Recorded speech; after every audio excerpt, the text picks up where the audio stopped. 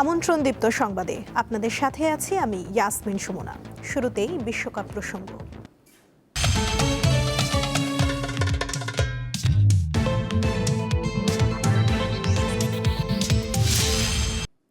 FIFA বিশ্বকাপ মানে ভিন্ন এক ধরনের উৎসবের আমেজ। টিভি স্ক্রিনে বসে খেলা দেখতে বার ও রেস্তোরাঁয় ভিড় করেন অসংখ্য ফুটবল প্রেমী।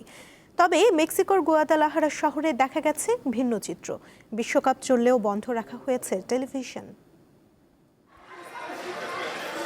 মেক্সিকোর ব্যস্ত শহরগুলোর একটি গুয়াদালাহারা, যেখানে অবস্থিত বিভিন্ন বার ও রেস্তোরাঁ এখন আর দেখা যাচ্ছে না বিশ্বকাপ ম্যাচের সরাসরি সম্প্রচার। 13 থেকে 15 জুনের মধ্যে ধারণ করা ভিডিওতে দেখা যায় গ্রাহকেরা খাবার ও পানীয় উপভোগ করছেন ঠিক, কিন্তু কোথাও বন্ধ রয়েছে টেলিভিশন অথবা টিভি পর্দায় চলছে অন্য কোনো অনুষ্ঠান। কারণ হিসাবে জানা গেল চলমান ফুটবল বিশ্বকাপ সম্প্রচারে উচ্চ লাইসেন্স ফি এবং কঠোর নিয়মের প্রতিবাদেই এমন অবস্থান নিয়েছেন ব্যবসায়ীরা।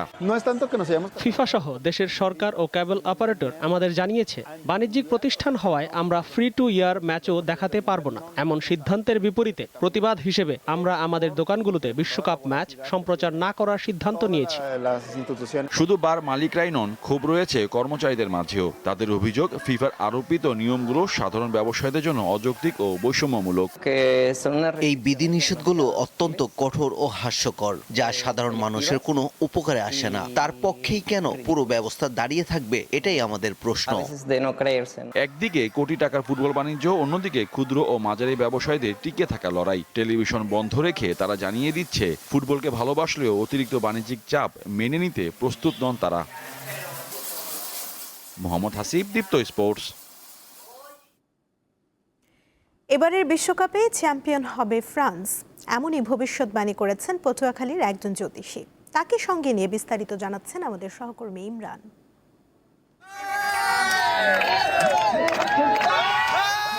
ফুটবল বিশ্বকাপ উন্মাদনায় মেতেছে পুরো দেশ। জার্সি পরিধান, মোটরসাইকেল শোভাযাত্রা, ব্যানার, পোস্টার, ফেস্টুন ও পতাকা সাটিয়ে নিজ নিজ দলের প্রতি অকুণ্ঠ সমর্থনের কথা জানান দিচ্ছেন ভক্ত ও সমর্থকরা। তবে বাংলাদেশে সবচেয়ে বেশি সমর্থক রয়েছে ব্রাজিল ও আর্জেন্টিনার। এসব সমর্থকদের দাবি, তাদের দলই এবছর বিশ্বকাপে বিজয়ের মুকুট ছিনিয়ে আনবে। তবে দেশবরেণ্য জ্যোতিষী আব্দুস সালাম বলছেন ভিন্ন কথা। তার প্রেডিকশন অনুযায়ী এবছর বিজয়ের মুকুট ছিনিয়ে আনবে ফ্রান্স। চলুন শুনে আসি তার মুখে। অ্যাপ্লাইড অ্যাস্ট্রোলজি অ্যান্ড জুডিশিয়াল অ্যাস্ট্রোলজির যে গাণিতিক মডেল রয়েছে, আমি সেই মডেলের আলোকে এইবারের বিশ্বকাপ ফুটবল খেলা 2026-এর ভবিষ্যৎবাণী করেছি।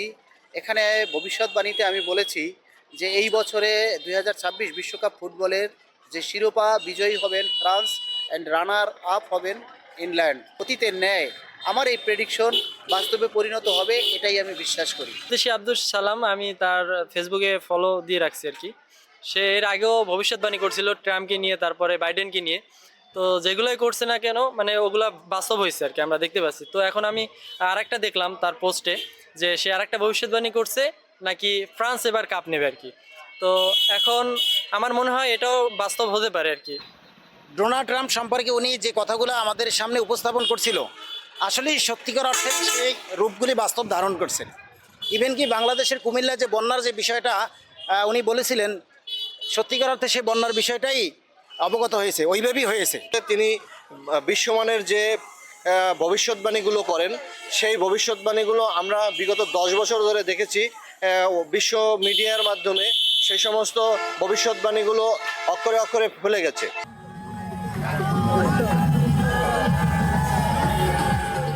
এবারের বিশ্বকাপে যে দলই বিজয়ী হোক না কেন, বাংলাদেশের মানুষের মধ্যে থাকবে ভ্রাতৃত্বের বন্ধন, এমন প্রত্যাশা সকলের। মোহাম্মদ ইমরান, দীপ্ত টিভি, পটুয়াখালী। এবারে থাকছে উদ্দীপ্ত যা কিছু ভালো ও উদ্দীপনার।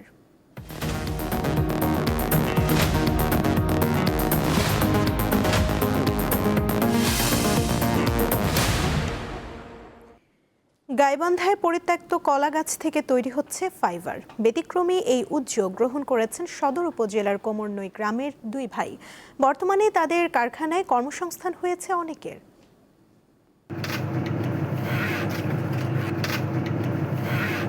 ফেলে দেওয়া কলার গাছ বাগান থেকে সংগ্রহ করেই এভাবে মেশিনের সাহায্যে তৈরি করা হচ্ছে সুতা তৈরির ফাইবার।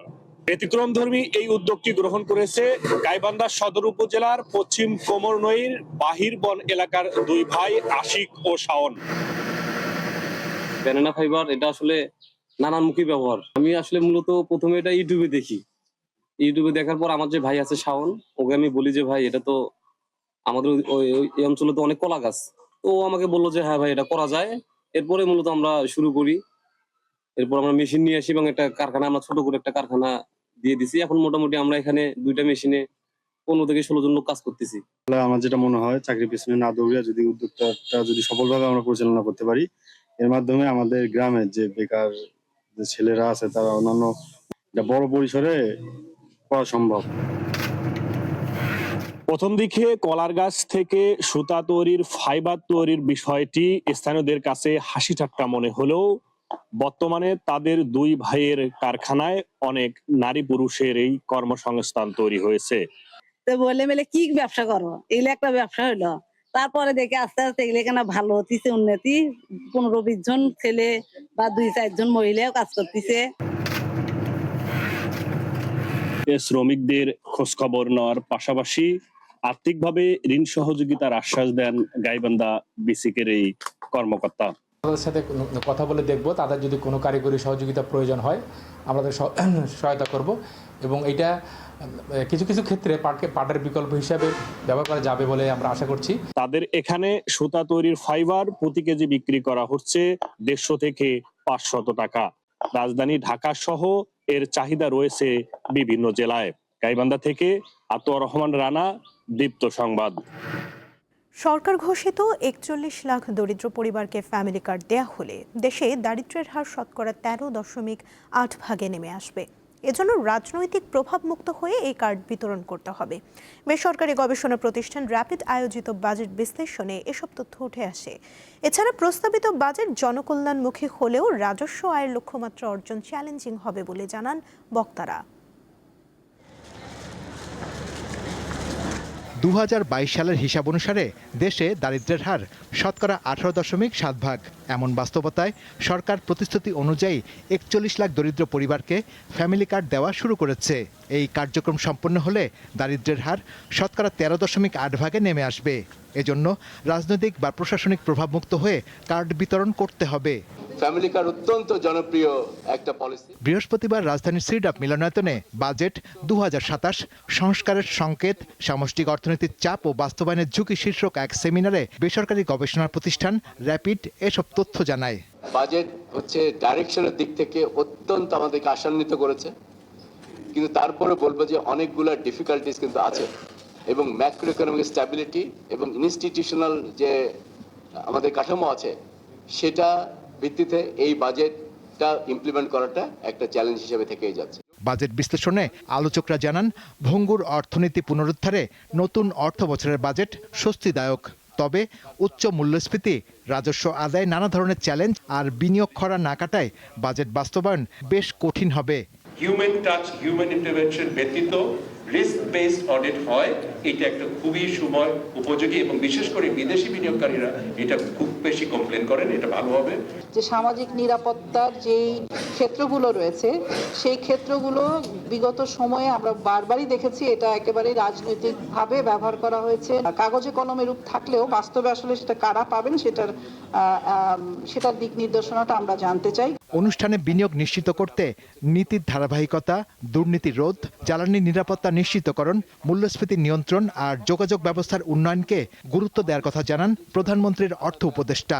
বাজেটে কৌশল দেওয়া হয়েছে এবং সাথে সাথে বরাদ্দও উল্লেখ করা হয়েছে।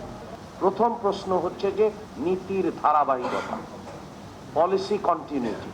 এবং আপনারা যদি খেয়াল করেন এবারের বাজেটেই কিন্তু ট্যাক্স স্ট্রাকচারের ক্ষেত্রে কর কাঠামো কতদিন নির্দিষ্ট করা হয়েছে এবং বাংলাদেশের ইতিহাসে প্রথম বাজেট যেখানে এই বিষয়টা পরিষ্কার করে দেওয়া হয়েছে।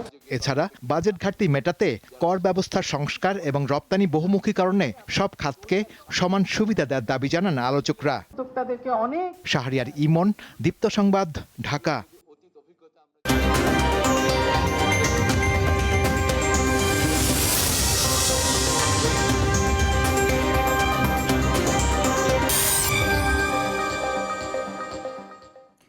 যুদ্ধ অবসানের সমঝোতার স্মারকে সইয়ের পর ইরানের ওপর থেকে নৌ অবরোধ তুলে নিয়েছে যুক্তরাষ্ট্র।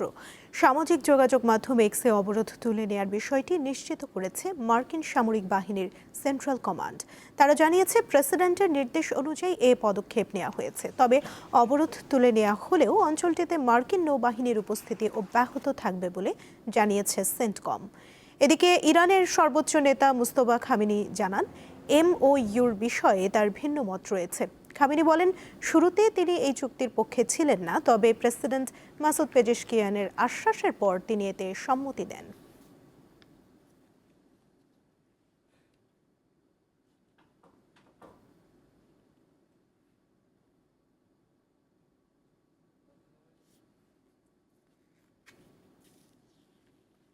আবারও খেলার খবর। সিরিজের দ্বিতীয় টি-20তে আজ মাঠে নামবে বাংলাদেশ ও অস্ট্রেলিয়া। খেলা শুরু দুপুর 2টায়। প্রথম টি-20তে 4 উইকেটের জয় সিরিজে 1-0 এগিয়ে রয়েছে অস্ট্রেলিয়া। তাই সিরিজে টিকে থাকতে দ্বিতীয় ম্যাচে জয়ের বিকল্প নেই বাংলাদেশের সামনে। প্রথম ম্যাচে চোটের কারণে দলে ছিলেন না লিটন দাস, অধিনায়কত্ব করেন তাওহিদ হৃদয়। তবে এই ম্যাচে ফিরতে পারেন নিয়মিত অধিনায়ক লিটন। সিরিজের তৃতীয় ও শেষ ম্যাচটি হবে 21শে জুন।